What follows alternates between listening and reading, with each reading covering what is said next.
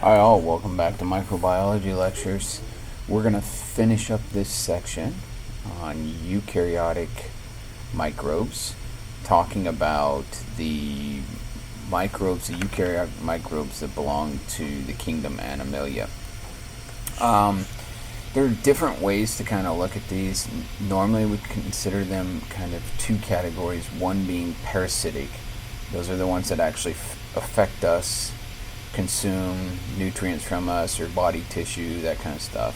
And then the other kind of example is what we call vectors. And these are animals that move other types of microbes around. And so things like mosquitoes, ticks, even though they might be taking a blood meal from us, the vector itself is not the microbe, but rather what they're passing to us as a microbe. So we're going to look at some helminths. So the helminths are a type of worm, and they're parasitic. Some of them are parasitic to humans, but other animals also can get helminth parasites. The reason we talk about them often in microbiology is because their eggs and often their larvae are microscopic. And so part of their cycle, their life cycle, is an egg form and a microscopic larvae form that occur sometimes in the tissue of humans or other animals, in different regions of those animals. And so some of the diagnostic to figure out whether the individual has a helminth parasite is to look at for microscopic eggs in fecal material, or to do like sputum from the lungs. Sometimes there's microscopic larvae in the lung sputum, and so there are different ways, sometimes in the blood, but there are different ways to look for these. But since some of those diagnostics are microscopic, that's why we talk about them in microbiology. So again, the eggs, there's lots of different variety of eggs, microscopic. Most of them are related to the intestinal tract of animals, us included, and are passed out of the body via fecal material. Right. Some are microscopic as kind of adults, like blood flukes, that will consume red blood cells and white blood cells for that matter, but would be small enough that they can move throughout the veins of the body. Again, not all helminths are parasitic, but when they are, they tend to either consume host tissue or rob nutrients from the host. And lots of the helminths that we're going to talk about, they're actually not consuming the tissue or doing damage to the tissue of the animal, but rather they occur in the intestinal tract, and they're just stealing the nutrients. As the nutrients come into the intestinal tract, they take a portion of those nutrients. For the most part, in developed nations, this is not an issue. There are cases, but cases are somewhat rare and not huge outbreaks. But in developing nations, there are really hundreds of millions of cases every year of helminth parasites, and some are life-changing, and some are just kind of an annoyance to people and other animals. And the reason for this is that intestinal fecal connection. The eggs are often, like I said before, deposited in fecal material, or come out in urination. And if you have sanitary processes of dealing with human waste, or even animal waste for that matter, like it goes into a sewer system, gets filtered out, gets chemically treated, then typically we don't have an issue with these parasitic eggs or these parasites. If, on the other hand, the process of dealing with waste or waste is used to fertilize fields or fertilize crops, or not dealt with in a way to keep the contact away from food. A lot of this is kind of food transferred, so you might get eggs that are on food and then consumed, or you might get eggs that wind up in the water source and consumed. So in those cases, you see a lot more infection.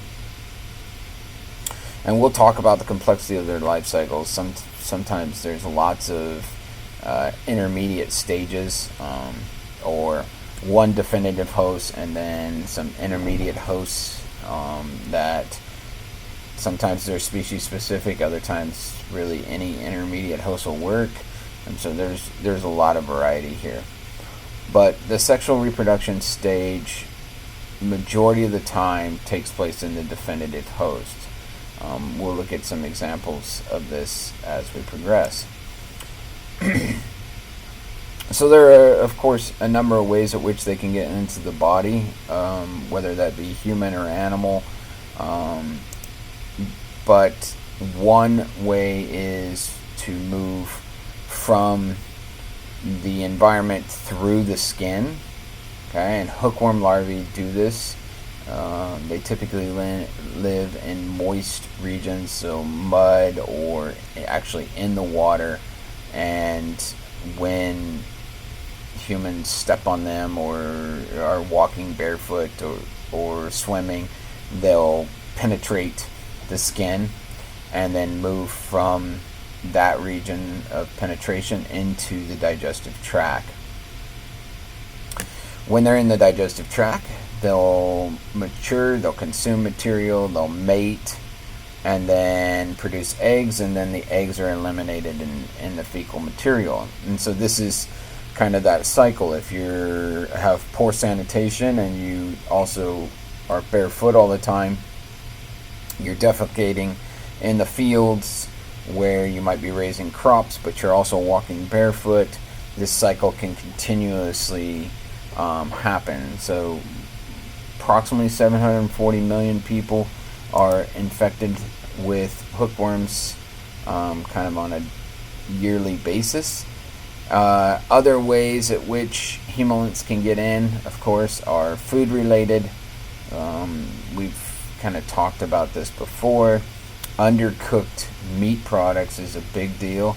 Sometimes it can be on vegetable products. If you're spraying your fields with fecal material, manure, things like that, then sometimes if that's being used as fertilizer, sometimes there will be eggs in the fecal material deposited on leafy vegetables or whatever, and then if you don't wash that off, you can consume it and get a parasite that way.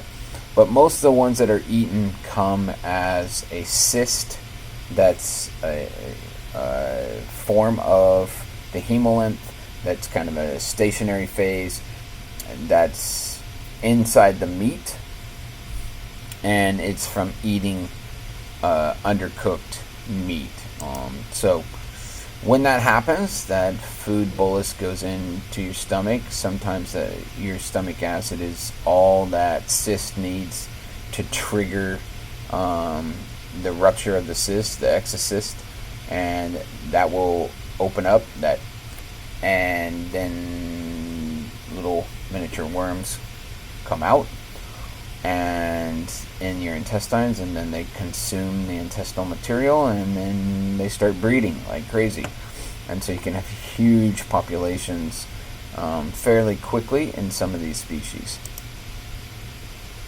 And then there are a few that can be transmitted by insect bites, mosquitoes or biting flies, things like that. One that is fairly familiar to many people is elephantitis. This is Bancroftii. It's a Helminth that gets into the lymph nodes, reproduces in the lymph nodes of the body, and in doing so, not only do you have a buildup of worms in the region, but you also get a buildup of fluid. You get your immune system is moving to that region. A lot of the time, these Helminths can fight off, and at least for many cases, fight off the immune system or last in the immune system. The immune system can't get rid of them as fast as they can reproduce, and so you'll have this infection, and in the case of elephantitis, starts to swell up. The thing about some of these, like Volvolius or river blindness, is sometimes it can take years after you've been bit. The parasite lays dormant for a very long time, and then it takes maybe a year or two for you actually to experience some of the complications with having that. And so river blindness is one of those that we know the life cycle can take quite a while inside of a human.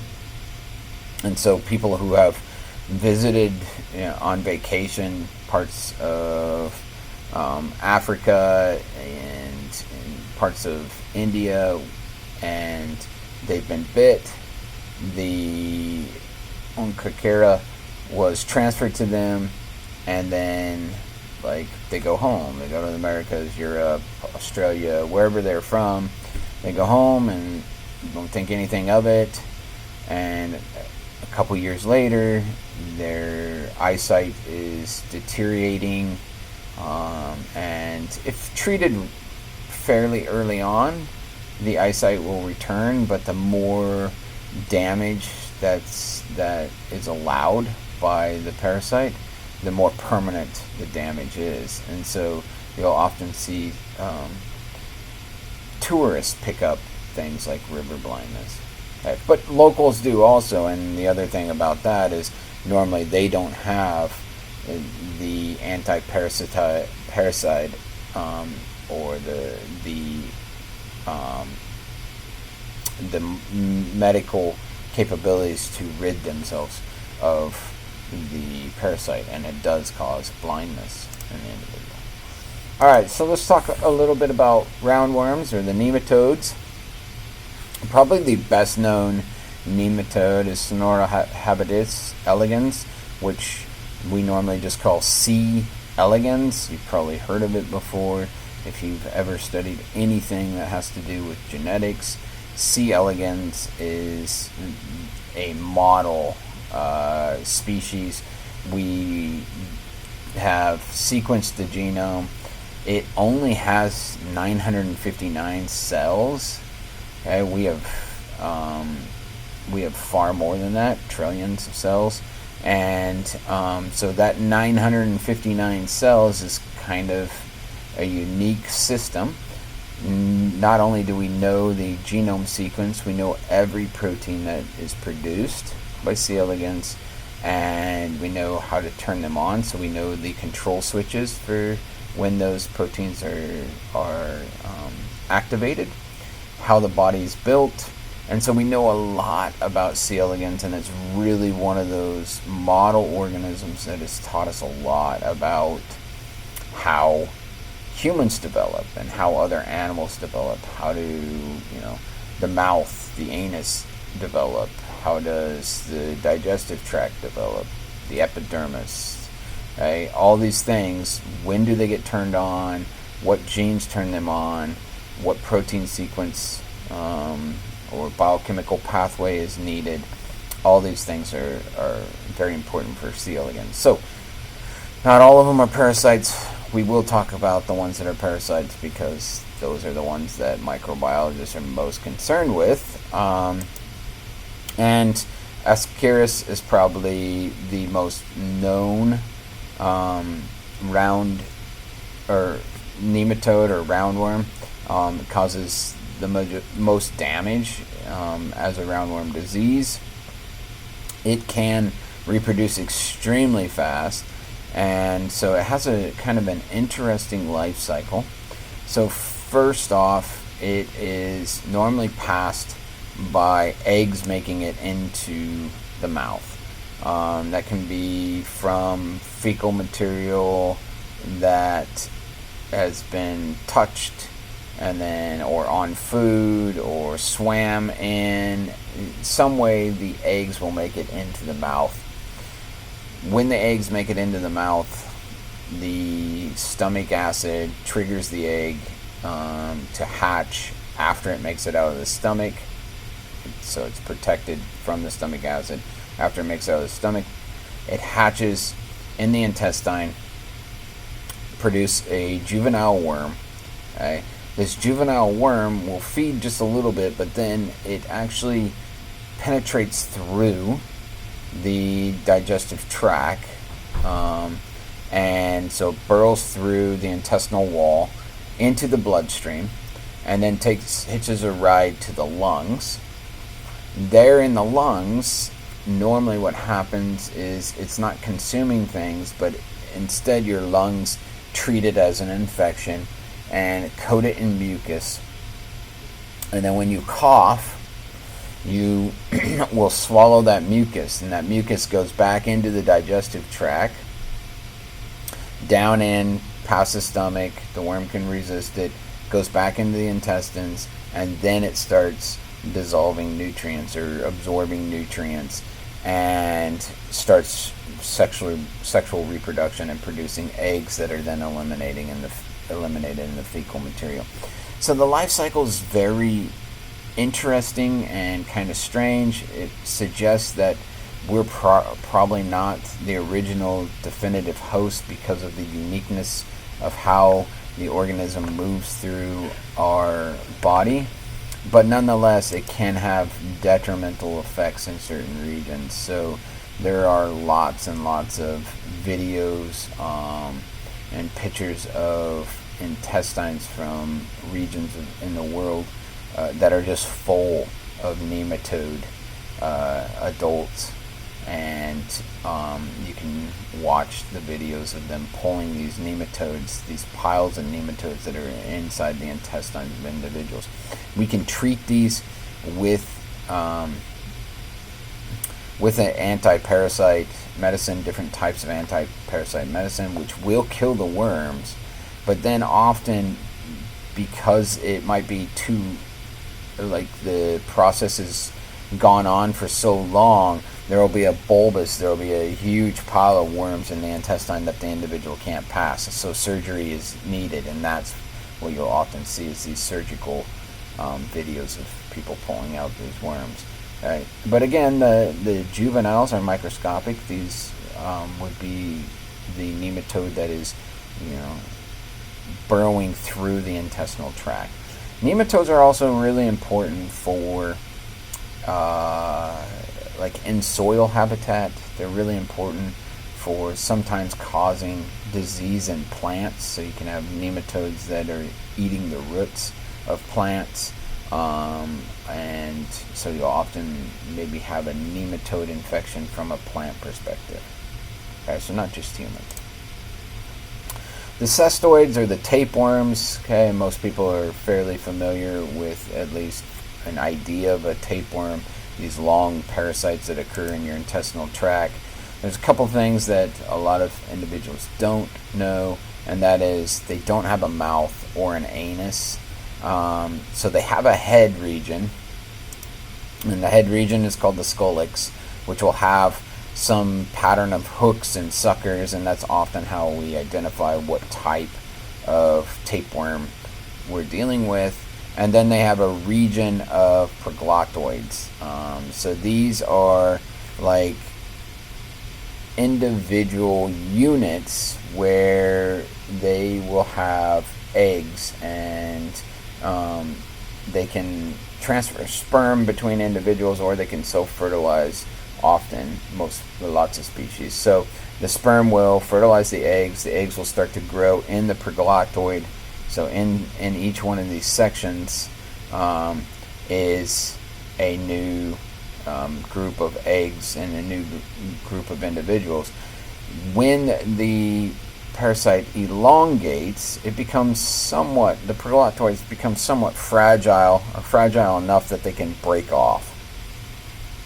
They'll break off, and then the proglottoid is passed in fecal material. Once it gets into the fecal material, the eggs can then stay, and when it's transferred back into another individual, you can get those eggs inside of you, and your digestive tract entices them to hatch, and the parasite will come out and consume your material. So consumption of material is not via mouth or anything like that. It's absorbed across the membrane of the adult worm, and so that's typically why they're extremely long and kind of ribbon-like, so they have lots of surface area to absorb nutrients. Quite a few different types that can affect humans. Probably the Tinea genera is probably the most common. That's from eating beef that has tapeworm eggs in it, or pork that has tapeworm eggs in it. And then there are some ones that you can get from eating raw fish, and then some dwarf tapeworms that are also passed by pork, but kind of have a different structure to them. But in all cases, the way not to get a tapeworm is cook your meat, and so undercooked meat doesn't destroy the eggs or the tapeworm. Either way you can get the material, but often you might get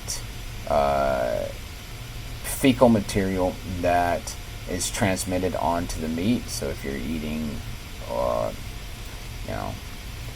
like hamburger or something like that, that might have a little intestine material that is mixed in, you may have got some eggs, tapeworm eggs that are mixed in, and if you don't cook the meat, that tapeworm can then hatch inside of you, or pork, or whatever it might be.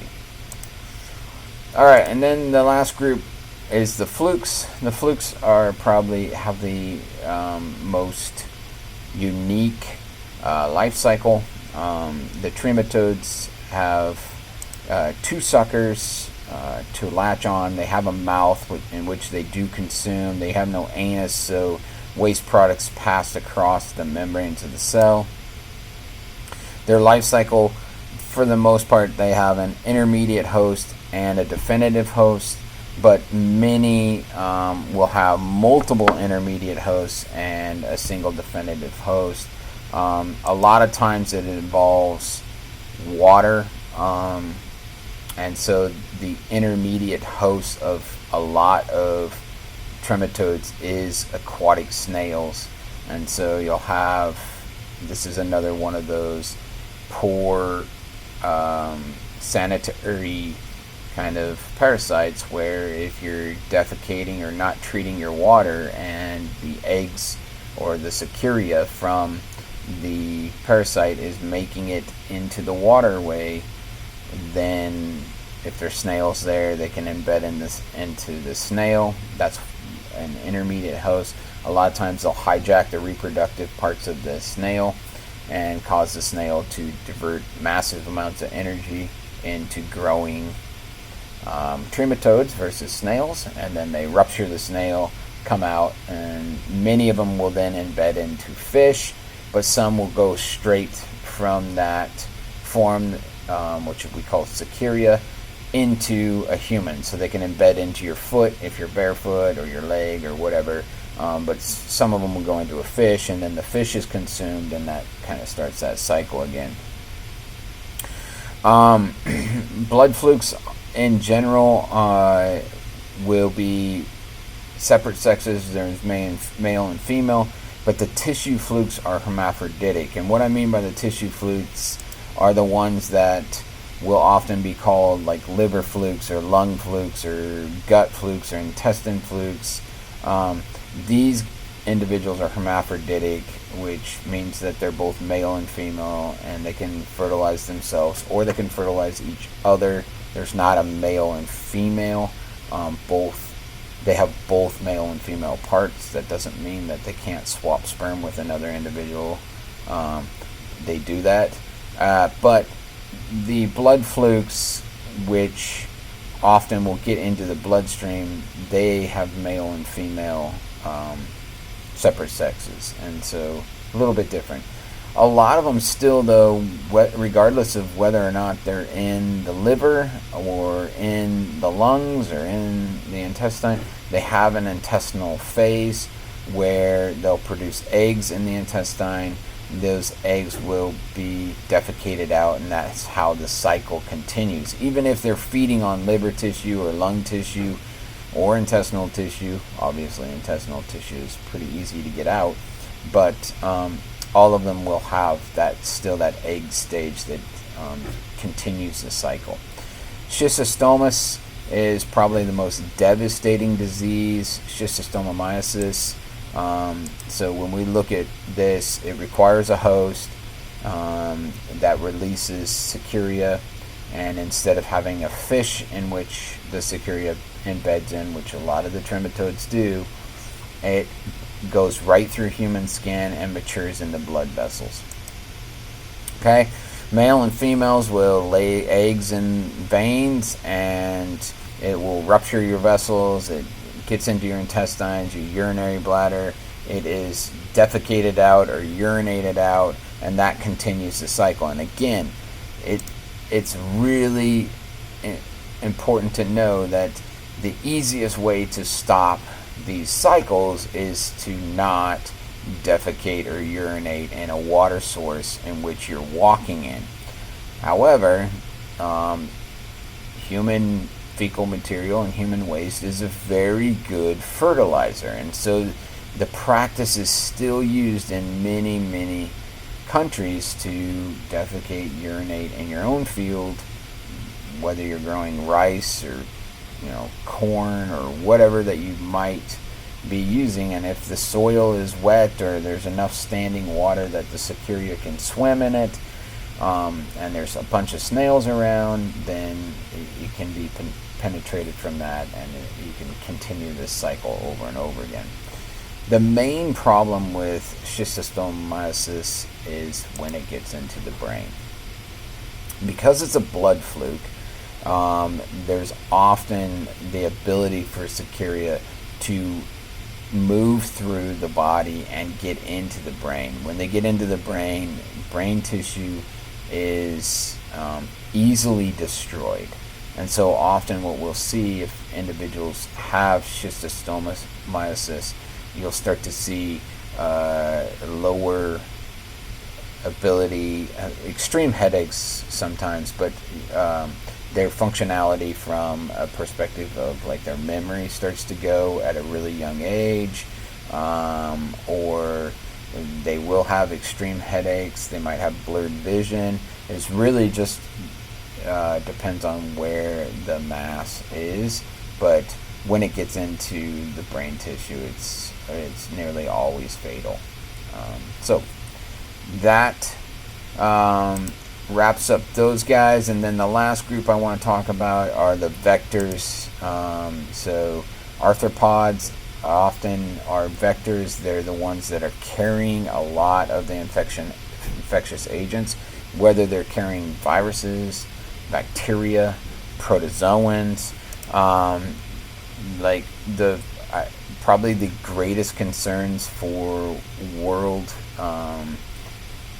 biological transfer of organisms come from mosquitoes. Mosquitoes are it. So the Aedes species, Aegypti and albopictus, okay, they're notorious for passing on dengue fever, Zika, all these other diseases that can be extremely fatal towards humans or cause lots of problems in human populations. Of course, Anopheles, we've talked about this before when we were talking about malaria or Plasmodium.